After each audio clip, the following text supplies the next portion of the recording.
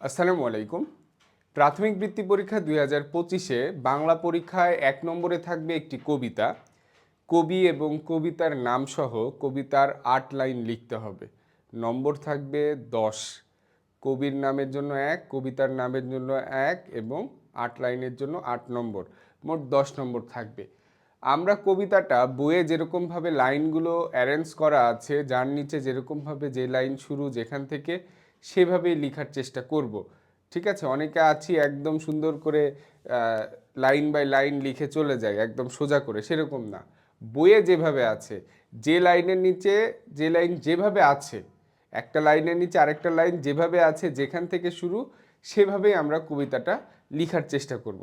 আসলে কবিতার তো সাজেশান দেওয়া উচিত না, কারণ কবিতা কিন্তু আমরা বই যেদিন প্রথম পাইছি সেদিনই কিন্তু এসে কিন্তু আমরা কবিতাগুলো পড়েছি।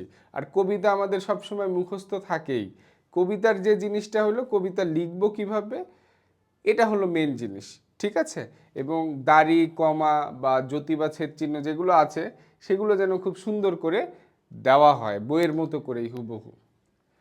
এখানে আমাদের কবিতা আছে মোট 9টি। সংকল্প, ফুটবল খেলোয়াড়, সবার আমি ছাত্র, শব্দ দূষণ, স্বদেশ, ঘাসফুল, শিক্ষাগুরুর মর্যাদা, দুই তীর, নোলক।